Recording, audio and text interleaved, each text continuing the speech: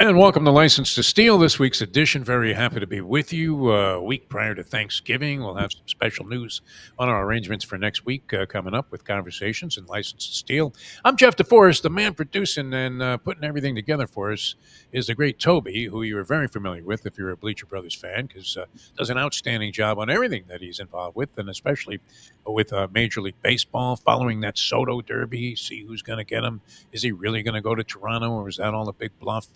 You get all the analysis with Toby and his crew, and that's what 3 o'clock in the afternoon. What days of the week?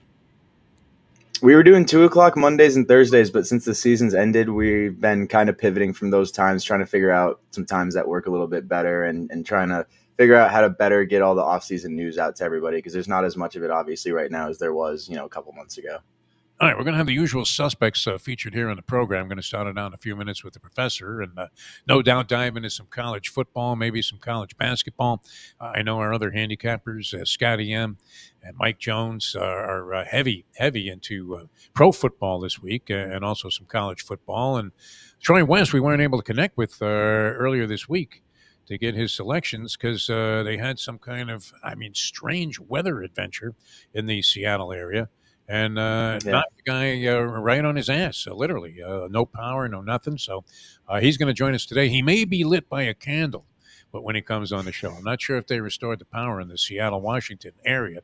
But sometimes you feel this. You're relatively new to the degenerate lifestyle, Toby. You're too young to have been in a position where you've suffered every miserable beat that you could think of.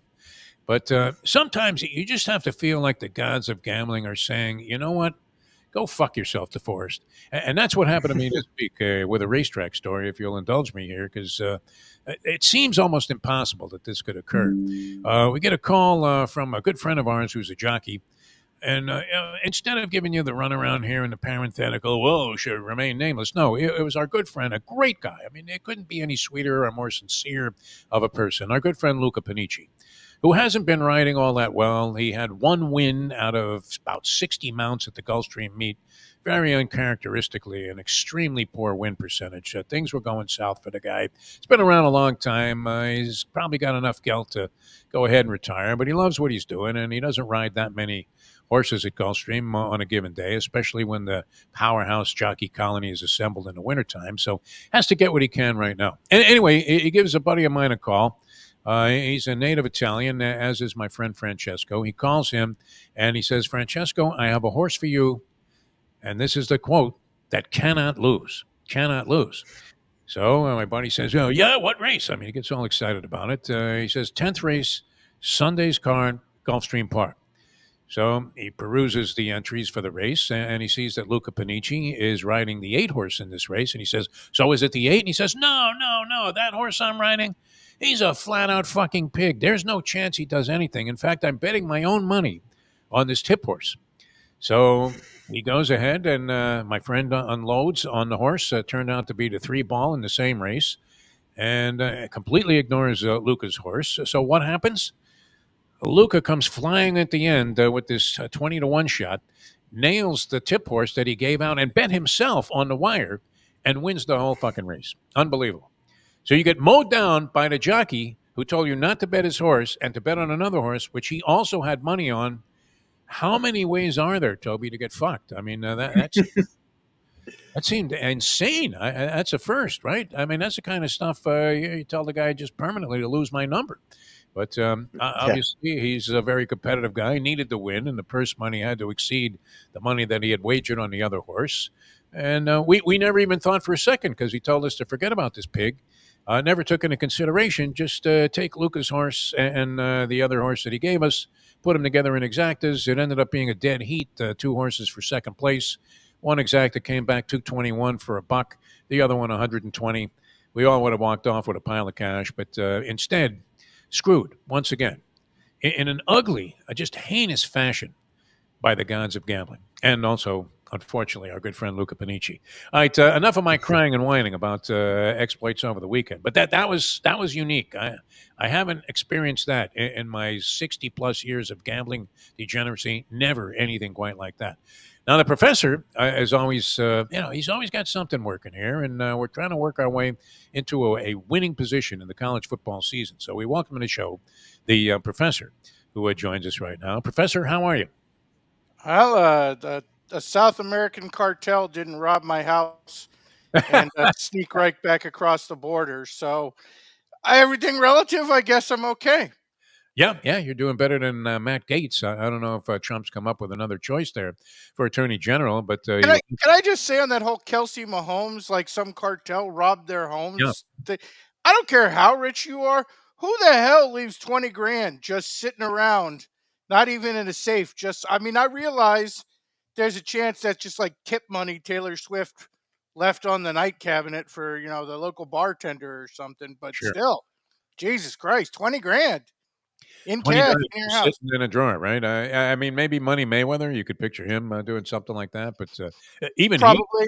is more responsible, I guess, with his capital. So, yeah, odd story. And now the NFL is coming out with all kinds of warnings that they're issuing to the players to be careful, that there are organized crime figures that are trying to arrange these burglaries at players' homes, especially on game day. And after the Chiefs had robbed so many games all season long, favorable officiating, you would have to think maybe it was justified. It was karma coming back and kicking them right in the I ass. mean, maybe that was it. Maybe it was, over that cover in the Atlanta game where pass interference wasn't called. They're just getting even. Yeah, I mean, they've been very lucky, and on top of that, it did seem like they were getting the benefit of the flags that were being thrown far more so than any of their opposition. All right, how's the slate look to you this week, and how you feeling about things? What we've had some I success, mean, hasn't been we're great. on the coldest streak I can remember in however many years I've been doing this with you, Deef, which Yeah, is I know 10 plus probably at this point. easily. Uh, 5 really bad weeks. There's really after getting off to a good start for the season. Like I said, like five. I kind of blame this particular show. It seems like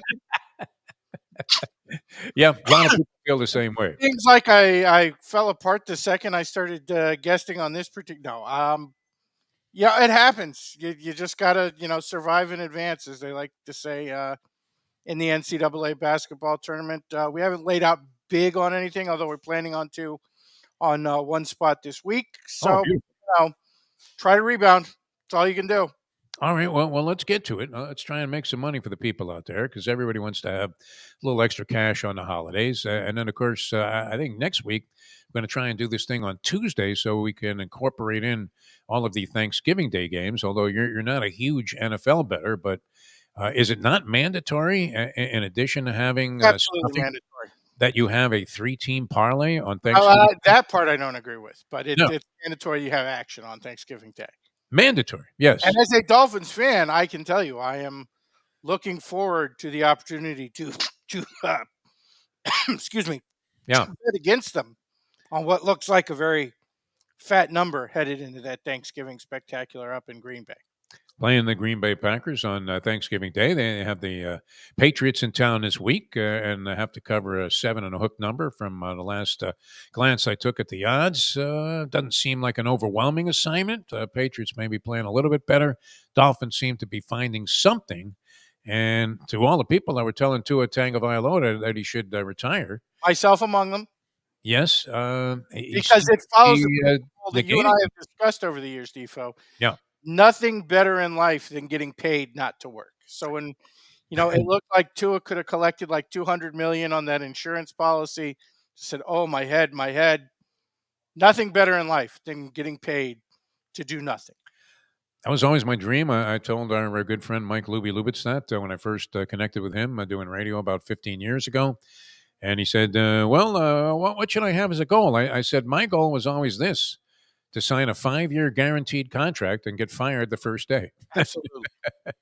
Nothing could be sweeter, except that after 5 years, you have to come back and figure out something to do. All right, let's take a look at the card for this week. You said you had one game that stands out. Do you want to save that for the end, or you want to Oh, we start? can start right with it, and that's Texas A&M laying 2.5 to an absolutely god-awful Auburn team. Texas A&M still really in the playoff hunt strongly. They're going to have to win out, beat Auburn, and then Texas. And then you look at the other side. Auburn have won one SEC game, and it was against Kentucky. They've been bad on the road. They've been maybe arguably worse at home. Again, only spot I think they've even covered all year long was the win against Kentucky. I honestly, I can't see the logic of taking Auburn in the 2.5 here. They're bad on defense. I shouldn't say that. They're average on defense. They're god awful on offense. They can't do any. They haven't been able to do anything consistently offensively. Texas A&M, on the other hand, you look at it, they don't pass the ball great, but they do run the ball great, although their primary running back suffered that injury in South Carolina. But I don't think that's a really big issue with them. They were already deep, and now you're seeing Emmitt Smith's son, EJ, playing a bigger role. And he was actually a really good player at Stanford. People forgot about him, I think, with the transfer. It was an odd transfer, and then ended up like 4th on the depth chart. But I guess that happens in the modern age. We're all sort of adjusting to that kind of new reality. So I don't think the running back depth will be a problem for Texas A&M in this spot. Auburn, I mean, among their many problems, one of the worst turnover margin teams in the country. They turn the ball over constantly on offense. They make some turners on defense. They don't turn teams over enough. I think this could be a relatively low scoring but kind of uneven matchup. Could easily see something in like the 24-3. 21-10 kind of ballpark. I don't think either team will score huge points, but I do think Texas A&M, really better on both sides of the ball, will cover this 2.5 rather meager number pretty easily, frankly. All right, starting out, and that's your power play for the week. And by the way, if you're worried about the look-ahead factor here with Texas A&M gearing up for Texas, remember Auburn's also got the Iron Bowl next week, so look-ahead runs both directions in this particular matchup. Laying 2.5 with Texas A&M, feeling pretty comfortable about that over a weak Auburn team that has been somewhat of a catastrophe so far this year. All right, what else are you looking at, Professor? Another rivalry cross town. We're going to fade UCLA just like we did last week. Got our lone winner on Friday night when Washington handled business relatively easily against UCLA. This week, USC going there off a win over Nebraska. Looking for bowl eligibility, laying 4.5 to. I just think an outman UCLA team. They don't do anything particularly well on offense. Now, USC's defense is usually a solution for that, but they looked a little bit better last week, played a little bit of bend, don't break. Nebraska managed to move the ball, but had to settle for field goals. If they can do that to this UCLA team, they should run away with this because they have a much better offense in this matchup. And UCLA, frankly, not that good defensively, particularly against the pass. Very low ranked in the nation against the pass. UCLA, I mean, we've seen it all year long. They did get on that little mini streak, but that got snapped last week. I just don't see a lot to be enthusiastic about with this football team. USC has also got their issues, to be certain, but I think UCLA's are much more considerable, particularly when you factor in the offensive side of the ball. I think USC pretty comfortable in this one, and in the opposite, in a fairly high-scoring affair. UCLA minus 4.5 gets the money here. Probably, I'm going to say 2 scores. Well, what kind of view do you have of what Lincoln Riley has done there, and what do you see for his future with USC? Because it seemed like the reason to take the job, obviously, was he thought he was just landing in a sweet spot.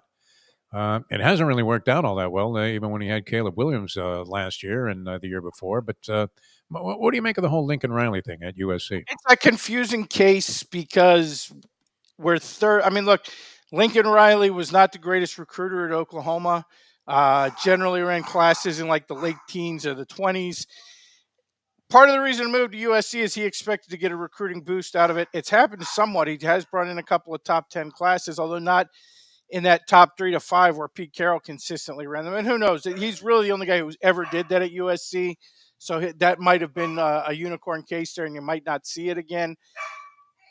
They're paying him a ton of money in this adjustment era where I don't know necessarily we know who the bright shining stars of the coaching ranks, right? I mean, obviously Kirby Smart has got things rolling in his direction, but even he has 2 losses this year after coming off a year where he didn't make the playoffs. Ryan Day can't win big games. I mean, so the guys who have mastered the recruiting sphere in this new era aren't getting necessarily the results you would expect out of that. You know, that, and let's be honest, we're also dealing, I think, for coaches, particularly big money coaches, with a near impossible standard that was set by Nick Saban and largely mirrored by Urban Meyer at Florida and then Ohio State. We may just be to the day where these runs of going to the playoffs 5, 6, 7 times in 8 years, or 6 times in 10 years, those might not be those days might be gone in the NIL portal era. So we'll see as it straightens itself out. I still think Riley's a guy who can move the needle at the quarterback position. He's shown an ability to recruit quarterbacks. We'll see if he can land a big fish in this class. Um, would I be happy if I were a USC fan? No, but as I say to a bunch of people when they're talking about firing coaches, show me the better option. Show me the guy you want to go out there and get. And USC's a prime example because the first name a lot of people throw out to me, particularly down here, is, oh, I want Lane Kiffin. Okay, well, USC and Lane Kiffin ain't happening again. Like those bridges got thoroughly burned. So if you want Lincoln Riley out, if you want to pay the big money for the buyout there, tell me who the name is you want to replace him with. That was always the question when people would have concerns about whoever was at the helm at the University of Miami back in their heyday.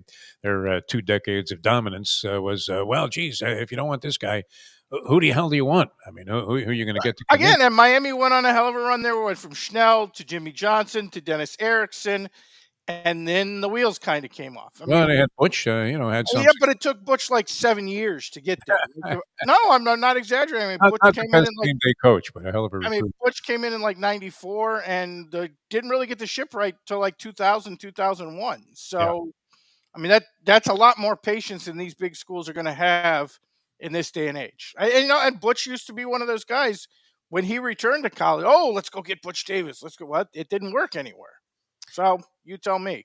Yeah, had some success at North Carolina, and even if nobody was going to class, and then I was at FAU, and that seems to be, as evidenced by the firing of Tom Herman. I think those kind of schools are really going to be hard pressed to ever become competitive, no Honestly, matter. I thought that was the most interesting story of the week. Is that apparently high on FAU's list is trying to follow the Deion Sanders model and talking about Ray Lewis as a coach, who's, as far as I know, never coached on any level, not even Pee Wee League with his kids to this point. So, maybe that's the next phase is we're going to see these celebrity athlete hirings. I don't know.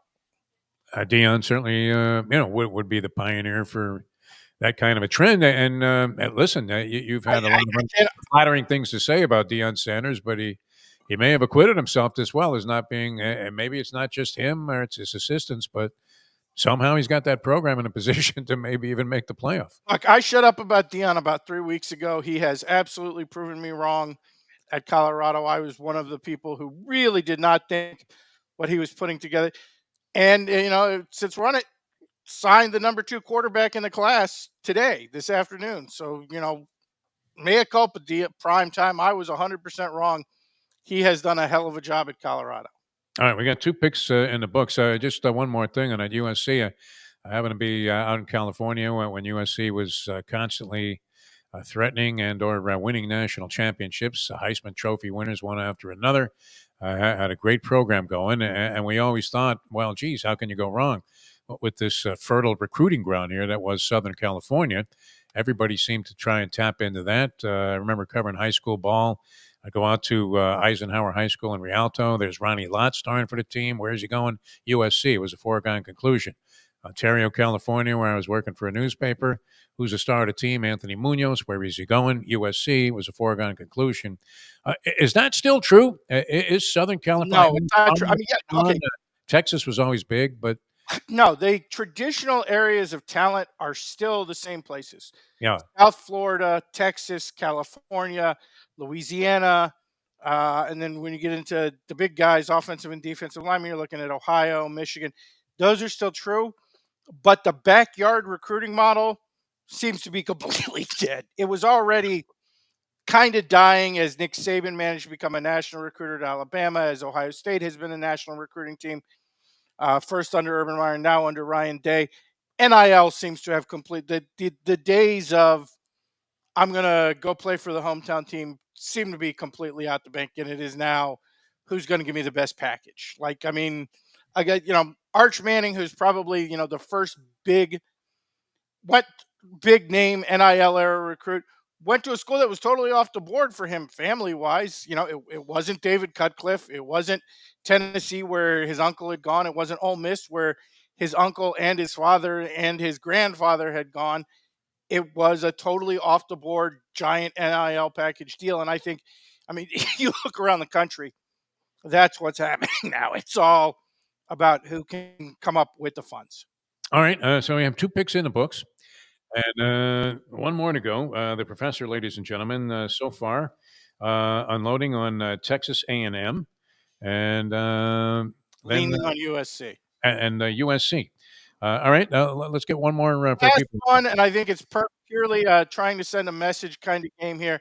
You got Penn State laying 11.5 to Minnesota. I think Penn State, James Franklin, absolutely know they are one of the conversation points in the playoff rankings as SEC tries to lobby their way in. I think Penn State, probably somewhere in the back of their head, knows, particularly if Indiana manages to pull an upset this week, Ohio State, they may struggle to get in that large spot here. They're going to need blowouts, so I think they're going to lay it on Minnesota. A Minnesota team that, frankly, not up to PJ Fleck's normal level defensively. I think that will help a Penn State team that at times does not look outstanding in the passing game whatsoever. But the pattern under James Franklin has been lose and lose ugly to quality teams and beat the hell out of mediocre and worse teams. Minnesota certainly qualifies in the mediocre category, so I'm comfortable laying the 11.5 here. And I think Penn State's, let's just say, got a lot of incentive to lay it on thick in the last couple of weeks of the season. All right, sounds good. The professor, ladies and gentlemen, going to lay 2 on a hook with Texas A&M. Going to go ahead and lay 4 on a hook with USC over UCLA in the big rivalry game there. Used to always enjoy covering those contests. And laying 11.5 with the Penn State Nittany Lions as they attempt to make a case for themselves for the postseason and should shellac Minnesota. Did you have any action on the fight? No. We've been talking about that. It is one of the biggest, people calling it a generational opportunity, things along those lines. I guess I still feel this way after watching the fight. I don't understand the people who treat Jake Paul as if he's a legitimate heavyweight boxer. Imagine it. I mean, and I think that's how you would have had to approach it to want to really lay out on. And I get Mike Tyson, 58 years old, but I just don't know how much I buy the whole legitimacy of Jake Paul thing. Obviously, if I had bet, I would have bet incorrectly, but I didn't really want anything to do with that. I was one of the last people to tune into it. I wasn't that interested. I was more interested in Washington and UCLA. That's right. You had football action going that night. I, being a big boxing guy, I wanted to see what was going on. Only slightly duped, as a lot of people were, by the Tyson videos of him working out, because you still had to remind yourself that the last time we saw him in a ring, he was being knocked out by Kevin McBride, and that was 20 years ago. Yeah. So that he could look impressive for 30 seconds in an exercise video wasn't as convincing for me as it was for a lot of people who went ahead and took a shot for Tyson to get the knockout. 4 times as much money bet on that fight as any other boxing match in history. Insane. That. Well, I mean, it's sort of where we are culturally, and particularly when it comes to sport of boxing. The Paul brothers have just sort of completely taken over the sport. Yeah, you almost wish they would take up polo at this point if you're a boxing fan. Professor, I mean, you wish they'd fight a legitimate fighter. That's what I want to see, is fight a champion. It doesn't have to be the world heavyweight champion necessarily, but fight somebody who's a legitimate heavyweight contender. Let's see what would happen. Even some guy that's 15 and 17 out of the Midwest that they used to bring in here in a body bag to fight the guys at the Hard Rock when we were doing the Seminole Warriors boxing. Even one of those guys, so I think, would be a legitimate test for this guy as compared to what he's been competing against so far. Professor, great stuff as always. Good luck with the plays. Let's get on a streak here as we start to close out the season and get to the postseason. Thanks so much for being with us. Have one great one, Dave. The professor, ladies and gentlemen. All right, we go and transition right to the handsome one himself, Mr. Scotty M. He's been nailing it for the last several weeks and looking good as always. Scotty, how are you, my friend?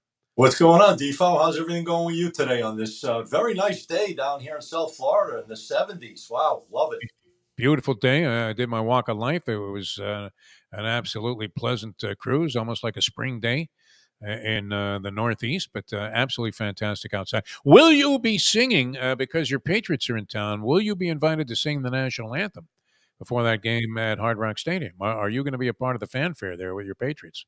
Well, I was thinking about it. I got the offer. I definitely did get the offer to come out there, but I didn't want to do a call. What was Carl Lewis, New Jersey Nets national anthem again? So I think I'll sit on the sidelines for that one. All right, very good. Now, how are you feeling about the Cards this week? Because so much out there on the plate, on the degenerate plate, but you've kind of been sticking with college football and the pros. Yeah, yeah. Well, I've been actually doing a lot of different stuff. I've been dabbling with college basketball. I'm doing some NBA right now. I like what's going on out there this time of the year. I think it's a great time of the year. I mean, you got college basketball just starting up, so there's definitely some advantages there with some mistakes on the lines. I'm a big lines guy, obviously a numbers guy. That's what I built my little reputation over the years, trying to beat these point spreads. I love that. The NBA is good. Hey, this time of the year, how bad could it be? College football, you got some nice matchups going on. A lot of games start to become important, both in college and the NBA. So, yeah, good time of the year, man. Let's make some money. Woo! All right, let's do it. Let's start it out. And you've been riding these guys. You knew when to get off, as they dropped a couple of games to the point spread after being a degenerate's dream for most of the season. And you were on to Indiana very early on. Last couple of weeks, though, you pulled it back, and it worked out well for you. But this week, you like them in the spot against Ohio State. Yeah, I definitely do. I'll tell you why I like them because, like you said, the last couple of weeks they kind of chilled out. So now with that little chilling out, playing 20-15 win against Michigan. Hey, bottom line is you're not going to play at the highest level every single week for 14 weeks in a college football season. You're going to have an off game or two, but they're finding a way. They win. That's the bottom line. They find ways to win. Yeah, Ohio State is a powerhouse, but I'm looking at the numbers on this game. They're pretty equal on both sides of the ball, if you look at it. Indiana's averaging 461 yards a game. I know everyone's going to say, well, they did it against other type of opponents. So what? They're finding ways to do it, and that's the bottom line. Ohio State, 459 yards a game. 278 yards a game on the defense for Indiana's allowing versus 270 on the defense. So they're pretty equal weighted on both sides of the ball. And they're averaging, again, 44 points a game. Yeah, they didn't have it last week before, but I like them this week. I think that 14 points is like, man, and I like the dog barking in the back. Makes my pick even stronger. I got Yeah, we put some sound effects in for you here. super live dog. That was not by design. I had a catastrophe here with my equipment earlier this morning doing a show, and my other dog, not the one that's barking right now. What better prop for me, Defo, than a live dog barking when barking, yeah. To get up? Love it. This little dog knocks all of my equipment over. Yeah. A Rube Goldberg effect. He hits the light, or she hits the light, knocked off my camera. That's on the ground. My other light goes down. And then my computer ends up on the floor and my soundboard. And so that's how the day began from a technical standpoint. All right, so you got Indiana, and you're going to take a bunch of points there against Ohio State, saying they're going to be in that game. You're also looking at Central. You've been dabbling with the Central Florida quite a bit this year. You like getting involved in their games, and you like them in this spot against West Virginia. I really do. I'll tell you why. Because I think with that bye week, I mean, they played a really good game the week prior. They lost to Arizona State, but they were in that game that had every chance in the world to win it. I thought they should have won it. I actually had the line. I bought that line up. It worked well for me. I went to 4 and a hook on that game, so I got myself a little payday. I had to sweat it out, but I got the job done. But they played well in that game. I mean, they had a shot to beat Arizona State. They have a week off. This West Virginia team last week, me, Mike Jones, Troy West, and 7 other guys could have ran right through the line of West Virginia's last week. They couldn't stop Baylor for anything last week, and I don't like a team that's going in that direction. They're not really playing for much. Yeah, they may have a shot at here, but I like this game. I think they made a respectable line on this game. I thought West Virginia, in my mind, should have been a 1.5 or even a 2-point favorite if they were right and sound. I think that game last week took some starch out of them, allowing 49 points. They just couldn't stop them for anything. I like UCF with the bye week. -3. I'll take the line of -3 on this game. I'll keep it right at 3. If it drops down a little bit, I'd even go down to -2. But I like UCF. I think that bye week's going to help them.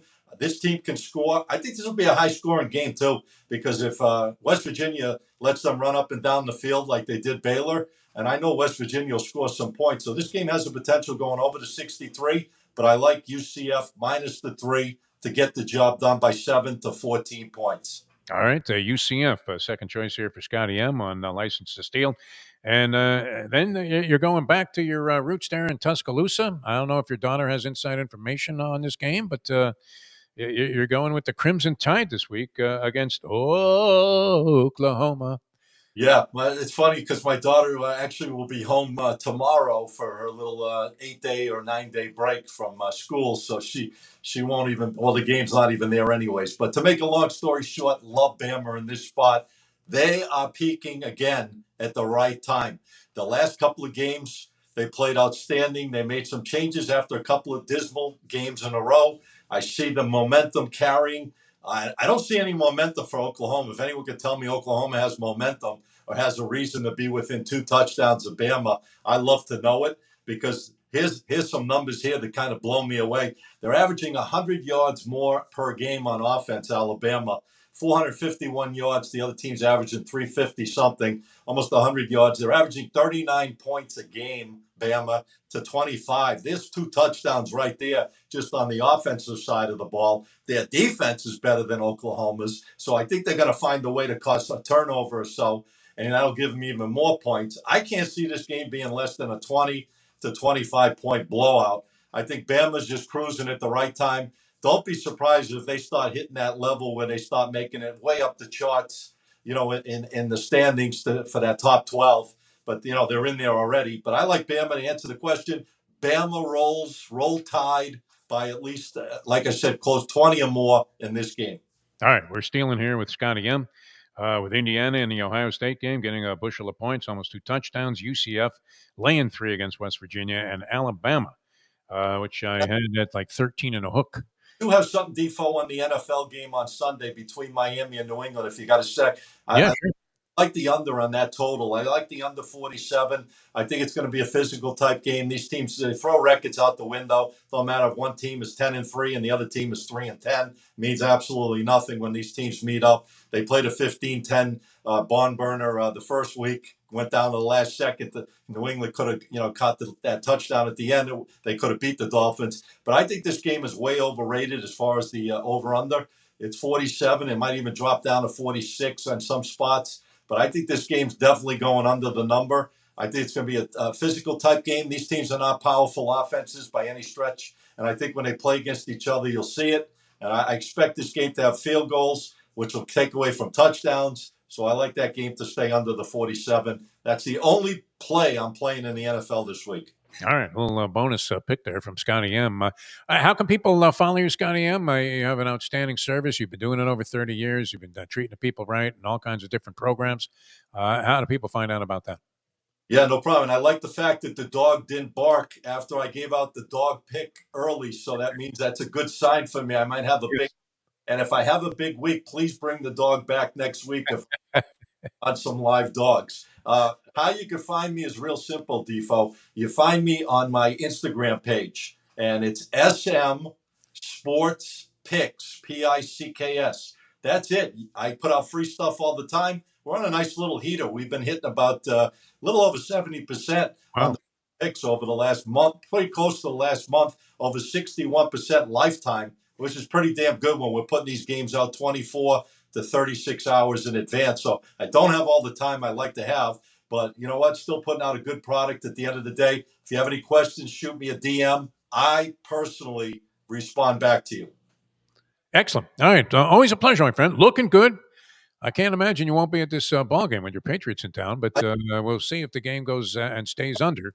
Because the last time I went to a Patriots-Dolphins game, if I'm not mistaken, you were the one that got me the tickets, which I for that game, and we had great seats. That was nice. I had a connection back then. Now I don't even know if I'd be standing outside the stadium. I would imagine, well, maybe that's turning around. But at one point in the season, the worst job in all the sports was being a scalper at the Dolphin games. Yeah, no, you got me great seats. I think you had some connection with some car dealer or some person. That's the last time. Trust me, I didn't go to my pocket for those tickets, so I was happy to pass them along to you, Scotty M. Have All right, always a pleasure, my friend. Thanks so much for being with us here on License to Steal. Scotty M, ladies and gentlemen. a great day, guys. Going with an all-college trio of games there, and then a little bonus action he gives us with the under in the Dolphins-Patriots game. We welcome the program, and this is great because this morning I touched a nerve with this gentleman, and I haven't known him to be like this in the many shows that we've done together. Mike Jones joins us here on License to Steal. And Mike, all I had to do was mention your beloved New York Giants. Now, I know you worked for the Giants for many years. You were there in the Parcells era. You were the equipment manager, right? Or working equipment manager. That's correct. Crew. So, I mean, you were right there. I mean, you were sorting out the jock straps and, you're right there at the epicenter, the nerve center of what was going on with the team. And now you would have to imagine that this is a team very much in disarray, as you're now going to go with the third string quarterback, a Cinderella story last year. There was a little serendipity with Tommy Cutlets, who Tommy DeVito is now catapulting over Drew Lock, who's a second string quarterback. You've got the benching of Daniel Jones, which people were calling for a long period of time, but it's not as if either of these guys makes you think, oh, my God, we're saved. Here comes Y.A. Tittle from the grave. So it seems like they're just trying to avoid Daniel Jones getting injured because he's got an injury clause for like $20 million or something. Drew Lock has a few incentives, although you were pointing out to me that they weren't so enormous that in and of itself would be a reason for the Giants brass to say, let's go with Tommy, who I didn't even know was still on the roster, right? Right. The guy a year ago, as we were saying, he was gargling with ragu spaghetti sauce just to squeeze out a meal, and the next thing you know, he's holding court at Rayo's in New York City. So he really went from rags to riches, but then went right back down again. So, but somehow this triggered a nerve. What's going on with this Giant organization? So I wanted you to read some of those thoughts. Yeah, I think really basically it comes down to this. You know, when we brought in Drew Lock, he was told, according to his statement, that he was going to have a chance to compete for the starting quarterback job. Now we go into a 2-8 season. Clearly, Daniel Jones is having problems, whether it be, in my opinion, the processing of finding the right receiver, looking at his reads, or more importantly, feeling safe in the pocket. He's had injuries the last couple of years. I feel like after he lost his left tackle, maybe his processing was going quicker. He might have been getting a little jumpy and just not having an overall feel. But the question to me is, why get Drew Lock in for $5 million every year and then skip him over and bring in Tommy DeVito? Well, the statement comes out earlier this week by Brian Dable on Monday saying that DeVito brought them a spark last year. They kind of won some games, brought a good vibe in the locker room, and they had a 3-4 record, whatever the games he played in or something like that. Well, my thought is this. I think it's more or less you're probably getting off Drew Lock. The stories are that DeVito outplayed him in practices throughout the season. Lock had an injury in preseason, didn't come through and play that much at all. And then they gave him the chance to play the fourth quarter in the Eagle game, and he really didn't show much. So I guess the team is saying, okay, we're probably going to get off Lock at the end of the year, $5 million. Let's see if we got DeVito, and he's capable of being a number 2 quarterback. They're going to clearly look to either free agency or the draft to get a quarterback that's going to come in there and start. And I saw it earlier today after we were on that Daniel Jones made a statement, and it seemed to be getting a lot of sympathy from the Giant bloggers that have been attacking him all year. So I don't know, but the stories go now that there's a possibility he's in negotiation with who knows what with the team to try to stay. But the injury clause was $23 million. I think the Giants are making the right decision. And if I could take a page out of Bill Parcells in 1984 when I was there, and, you know, he's always made these statements that have stuck along the years and carried through. In 84, he was coming off a 3-12 in 1 year, and he was going to do it his way. And he made that point to me, and we spent some time together where he said, I got to make the decisions. These are my decisions. So if I'm giving anything, kind of take that forward to Brian Dable, I would say, you're going to go with what you're going to do now. So is Dable's job on the line? I hope not. I want to keep this regime right. I think they're showing this with, I think, 5 picks. The first 5 picks might make the all-rookie team. All these guys are having great success. You know, people are giving him a little bit of a pass, Shane, for the draft. But I think the pressure's on now. These teams better perform. And, you know, so here we go with Tommy Cutlets again. It was a great story last year. Sanity too, only on the gridiron instead of the basketball court. Yeah. But unfortunately, it was short-lived, much like Jeremy Lin's run as being in the headlines and being a guy that the entire world was focused in on. A little mini run of Fernando Mania there with the New York Knicks several years ago. All right, let's get into some selections for this week. I don't want to mention Saquon Barkley to you. Don't too Yes, much time. I don't yeah, want I to don't know be if we had enough time to cover all of that because you went nuts. I mean, when yeah. you mention his name and you see the Giants as really being It- badly, almost catastrophically at fault yeah. for letting It's this. all coming out now. It's all coming out now. What the sports guys, ESPN guys, are all saying about what that decision was like for Shane. So he'll pay for that throughout his tenure as a GM here. Yes, live in infamy forever as Yeah. the Eagles are ride this cat's back into possibly a deep postseason position. All right, let's get into your selections for this week, and you're all professional here. You're gearing up for Thanksgiving Day, I think. You're ready I to get am. NFL trifecta of picks, and Chance you're looking at some really bad teams here to start us out. yeah. One of which is the Dallas Cowboys, and we've said this time and again, Mike, that there's nothing more pleasurable than watching the Dallas Cowboys lose. I haven't had as much pleasure with anything associated with Dallas since I was experiencing post puberty with Debbie Does Dallas, and every week it's an orgasm watching the Dallas Cowboys get the shit Oh, beat out of them. yeah. And it looks like, in your opinion, that's going to happen again. So we'll have another celebration coming up on Sunday. And there's some statistics behind this. Number one is, you know, you have the rivalry. You know, I don't like to lay a lot of points in a division type rivalry game, but you're looking at Dan Quinn coming over from Dallas to take the Washington job. Tyler Biadasz, the All Pro center, Dallas doesn't want to sign him. He follows Quinn over there, so you got that little bit of more of an upbeat. You got Washington coming off 2 tough losses in a row, but the big factor that's worked with, I think, a 3-0 start this year, at least 2 that I know, is you have a mini bye. Washington coming off a Thursday night game in Philadelphia with that extra day against Dallas coming off a short week. So an extra 4 days of preparation. You had, the last couple of games, you had Daniels, the quarterback, that was facing a little rib injury. Rumor is, and what you're hearing now is kind of fully healed. I think that gives another edge toward Washington. I think Washington needs the game, obviously. And look, what we saw on Monday night, you got CeeDee Lamb looking in, your leader looking at your quarterback when he's making throws that he can't make. You got Diggs going, being driven 4 or 5 yards every time he's making a tackle with Mixon. You have, our podcast superstar, Micah Parsons, I think, thinking more about a podcast, and maybe a new contract instead of playing like he should be on the field. So when you have your leaders of your team in a situation where expectations were Dallas Super Bowl, 12 wins coming out, and now you're 3 in the season and you're trying to figure out what to go. I think the momentum kind of, you get lost. And I think I'm going to go Washington -10 here and take my chances that, that Dallas is just packed it in. And it seems like it's almost a Murphy's Law, where whatever can go wrong does go wrong. The most reliable guy they have on the team is the kicker, Aubrey. Right. So the announcers just get finished saying it. And unfortunately, I was backed into a position with a friend of mine, very friendly, a one-on-one wager. He picks the games. I just booked the action. And so I got stuck with Dallas. I'm looking at Dallas only getting 7 points last week and thinking, I may as well just sell the guy the money right now. And sure enough, they're hanging in the game, and the announcers just gets finished saying how Aubrey is a can't miss proposition from inside of 50 and has more plus 50-yard kicks than anybody in a 2-year span in the history of the league. First guy, I think, to go back-to-back seasons with 10 plus 50-yard successful field goals, and he was a rookie last year when he did it. He barely missed a kick all season. So sure enough, he loses his plant foot, doinks one off the goalpost.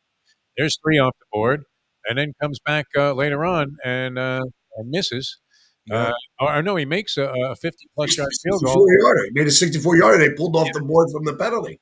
Yeah, Dallas takes it off the board, and then they don't score. So you could see that game was falling apart at the seams. Sure. All right, you have Washington laying 10 and a hook over Dallas. You're also looking at the Denver Broncos going against another shit team, and then there's the Las Vegas Raiders.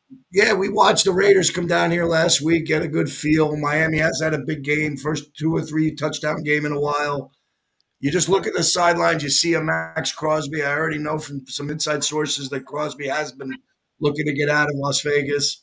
That's another leader. You traded Devontae Adams. The Raiders are looking for a new quarterback. Minshew's a turnover machine.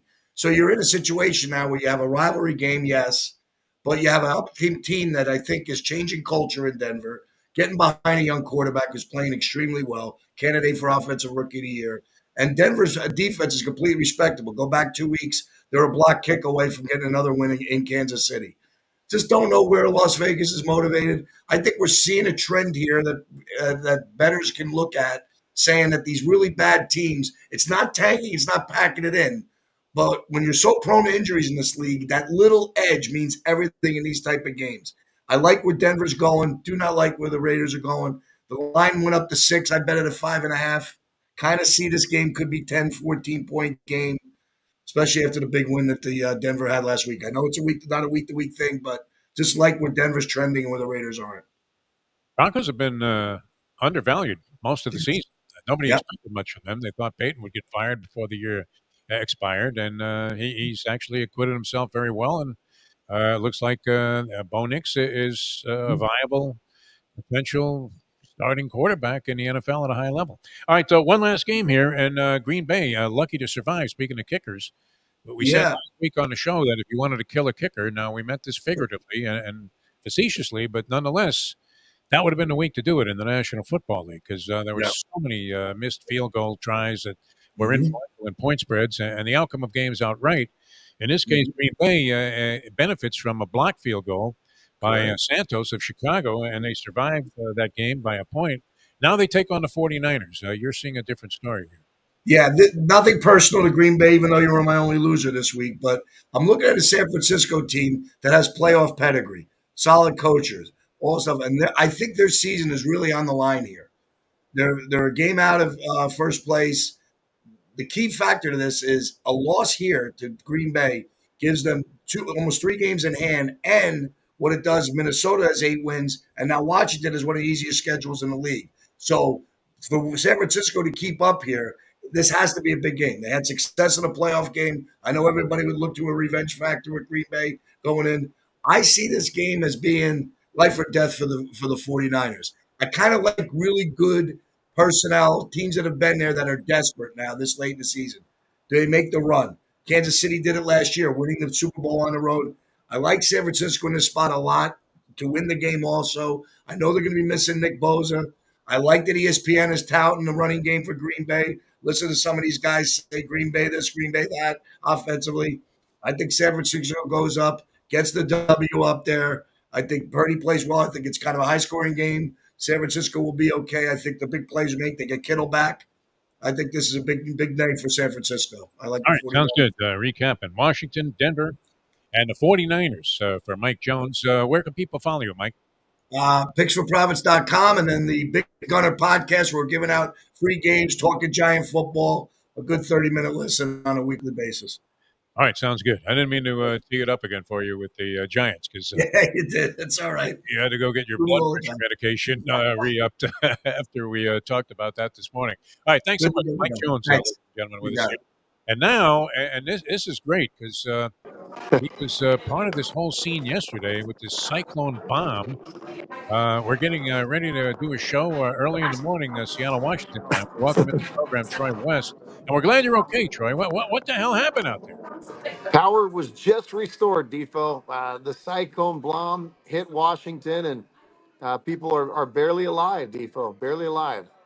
Well, we know what it's all about when the wind starts blowing in ridiculous, voluminous, miles per hour measurements. We're here in Florida, but crazy, man. That was a valid reason for the scratch, and we were just hoping that you were okay. And then I noticed, and now it's the first place to get power restored. It's not hospitals or the police stations; it's the casino, is it not? Correct. The casino never went out. Never I went. was able to go to the casino, and the sports bars are definitely open. All right, very good. So, and what's the name of this casino out there in Seattle? Angels of the Wind. No pun intended. Angels of the Wind Casino. and your money flying up in the wind. All right. Well, and I'm glad you're originating today on License to Steal from there. It seems very appropriate. We didn't get a chance to talk this week, so I'm not sure where you're going on the board. I don't know if you're going to be dabbling in some college basketball or not. I am. Oh, you I are? Okay, am. good, because we I wanted to am. broaden the horizons of things. And then next week, we're going to try and have a little contest of all of our guys and see if anybody can nail the Turkey Day trifecta, which I think we should I'm into all it. endeavor to do that. I want one year I recommended everybody to go with the all animal parlay, and I think it went Lions, Bears, and Jaguars or something like that, and we hit them all, and it was great. But that's a rarity that you can find some kind of a theme like that. So we'll see, and we'll gear that up next week. All right, what are you looking at then? A little college hoops? I was Col- exploring some. College hoops tomorrow night. We're headed to Tucson, Arizona, where the Arizona Wildcats take on the Duke Blue Devils. Arizona's -1 or 1.5. I like Arizona a lot in this spot. They're coming off a big loss at Wisconsin, 103 to 88. Duke is a young team. They're traveling on the road. They got to go all the way to the West Coast and head into Tucson. That's a very tough place to play. The McHale Center will be rocking. Give me Arizona -1 or 1.5 tomorrow night. Friday night college basketball. Love the Wildcats tomorrow. All right, very good. How have you been hitting so far in college basketball? We've been on fire, been riding Gonzaga. If the listeners are out there, I love Gonzaga at 10 to 1 to win the whole deal. You can get them at 17 to 1 at the start of the season. But boy, these guys are covering machines and playing really good basketball right now. So that's another tip out there. I like Gonzaga to win the whole thing. Saturday, we're going college football. A lot of people might head scratch this one. Ohio State, it's -12.5 at home against Indiana. They're 12.5 for a reason. I think the Buckeyes are going to absolutely roll Indiana. This is an Indiana team that has not been tested. They have not played on the road in a hostile environment like this yet. Give me Ohio State in a big way. That's not enough points. 42-20. Give me the Buckeyes on Saturday. All right, you're thinking Ohio State romps. That's in contrast to Scotty M, who had been riding Indiana for most of the season, and correctly so. Then he jumped off when they started to fall off the cliff, at least in terms of being accountable to the point spread. And now he's back on them. He thinks getting a bunch of points there against Ohio State, they're going to make it competitive, that their offense is good enough to roll. But you're saying forget about that. You'll be taking a knife out of your back if you go with Scotty M on this one. Ohio Yes, State sir. is to play here and willing to lay 12 and a hook in that ball game. All right, what else you have for us, Trey West? Last but not least, I saw Mike Jones have this as well. I've got to roll with it, guys. I've been fading my Cowboys now the last couple weeks. It's been about as free money as it gets. You've got to fade them again on Sunday. They do get some guys back on defense. It looks like Bland will be playing, Nealon will be playing. But 10.5 is not enough points. The Commanders, this is a team coming off a tough loss to the Eagles. Dan Quinn is going to want to absolutely destroy this team. Commanders are the much better team. They're at home. The Cowboys are reeling right now. I think they've got, McCarthy. They want him out of town. They're thinking draft pick. It's an absolute dysfunctional disaster. I can't see any way that the Commanders don't roll the Cowboys on Sunday. 10.5 is not enough points. I think Commanders win that game. 31-13, 31-17 type of football game. But give me the Commanders at home. Cowboys have been a train wreck. Oh, they've been awful, and the way they fell apart in this most recent effort, what was beyond tragic. As you're thinking they don't have a chance anyway, and it looks like they're in there for a little while, hanging in. This Cooper Rush throws for like 350 yards, He did. but they end up with 10 points in the ball game. And yeah, it was just a sad story. Once they got to the second half of that game, you could see that they weren't really offering much of a fight, which is maybe a sign that they're checking out on everybody. And certainly Jerry Jones, with that distressed look on his face, is not expressing the usual confidence that he has that they're going to bounce back. He almost seems resigned to the idea that he's going to have to shake things up if they're going to be any good anytime in the near future. All right, we do have one game tonight, not an official Troy West pick here on License to Steal, but curious to get your opinion on it because I got stuck in my personal bookmaking venture with my buddy. We've been doing this one-on-one for about 15 years. He gives me the games. I just have to take the other side.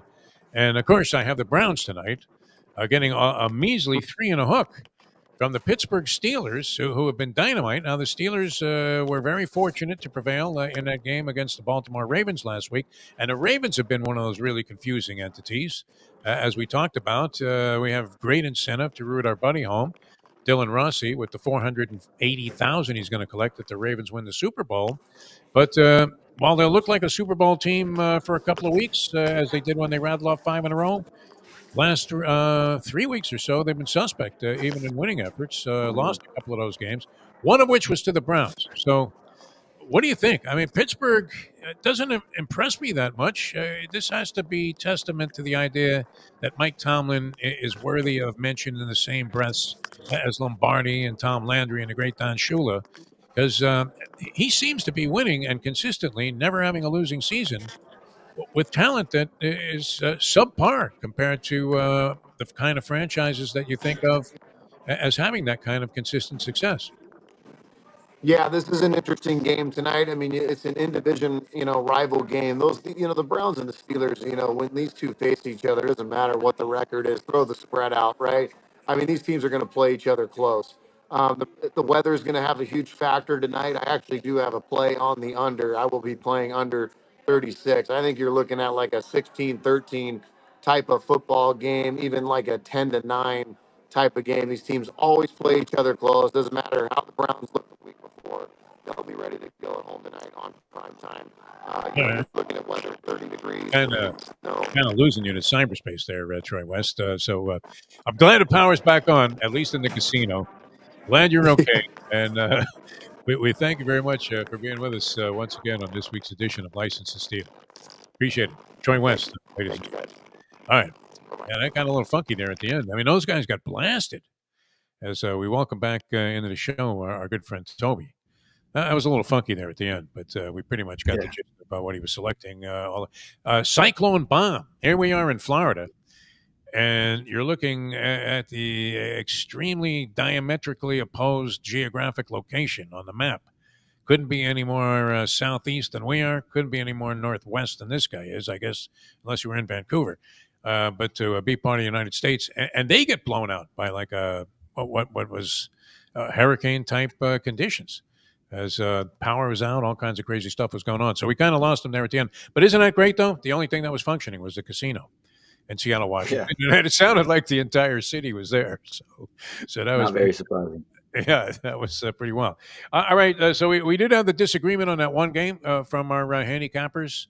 Have you taken a look at that Ohio State game? Ohio State and Indiana. Are you? When I looked at it, I thought the spread for Indiana was, I think, around 13.5, 14. So like that, if it's still around that number, I think that's way too many points. I think if you're taking Indiana plus 14, that's a great bet.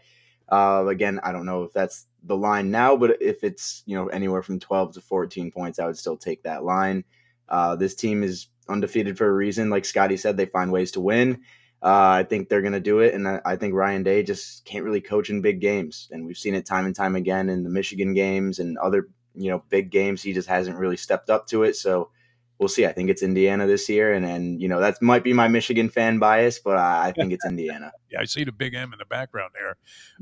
Don't let emotions nor personal attachments influence you when it comes to wagering, because it's all business. So and the Steeler game tonight. Did you look at that at all? Steelers. I took the over in that game. I just want to see a shootout. Oh, you do? Okay, because the words that were somewhat indecipherable there, it sounded like a verbal ransom that we were getting at the end from Troy West. And he was saying, that he thinks that this is going to be a really low-scoring affair, and dreadfully so. Al Michaels will be whining about it at halftime. What was his thought? That we might be looking at 10-6 at halftime and maybe 16-13 for the game. Supposedly abhorrent weather conditions, he also mentioned, so maybe something to look into. Over-under total, though, wasn't overwhelming at 36.5. Yeah. The odds makers, the guys that do all the in-depth numerology, are feeling that this is going to be somewhat of a low-scoring affair. You're looking for a shooter. I like that about you, Toby.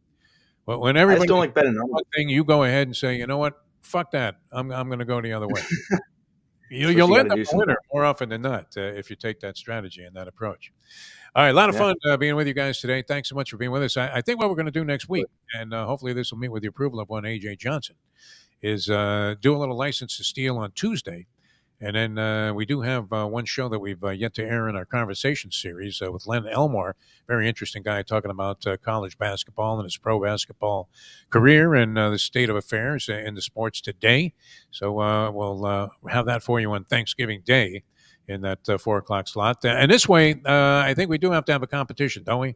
We're all trying to shoot that bird. We need to get everybody to just handicap the Turkey Day trifecta and see if anybody can hit it. Is there anything better than having your rich uncle leave early? The guy that you despise, who's making all kinds of smarmy cracks and trying to make you feel like shit. And you're thinking, hey, could you just get out of here, Uncle Harry? Nothing better, though. Even with that, I still would rather hit a Turkey Day trifecta any day of the any day, any time that the holiday rolls around. So we'll have a shot at that, and then we'll try and get that for you and nail it down next week. Thanks so much for being with us, for Toby and all of our handicappers. Really appreciate the professor, and of course Scotty M, Mike Jones, and Troy West from Seattle, Washington. I'm Jeff DeForest. Thanks so much for tuning in. We'll see you next time on the Bleacher Brothers Network.